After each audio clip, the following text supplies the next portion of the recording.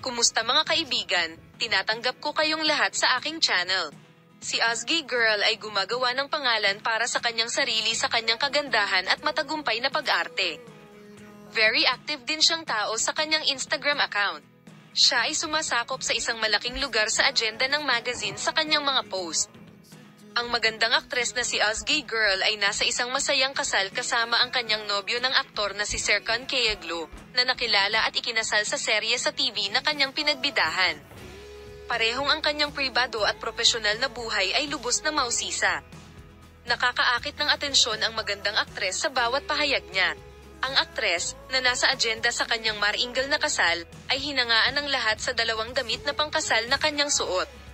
Kamakailan ay nagbahagi ng larawan ang magandang aktres sa kanyang Instagram account.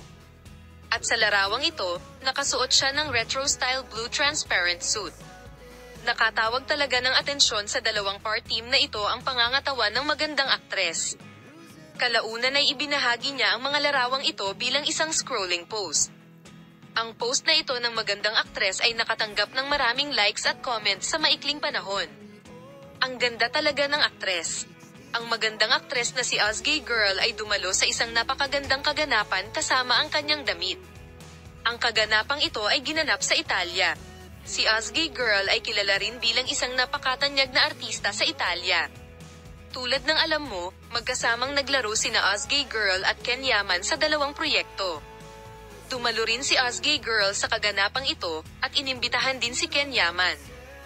Hindi makasama ni Serkan Kayaglu si Ozgy Girl dahil sa kanyang trabaho. Para sa kadahilanang ito, inalok ni Ozgy Girl si Ken Yaman na dumalo sa kaganapan ng magkasama. Maaari bang hindi sinira ni Yaman, ang iyong malapit na kaibigan, ang kagustuhang ito?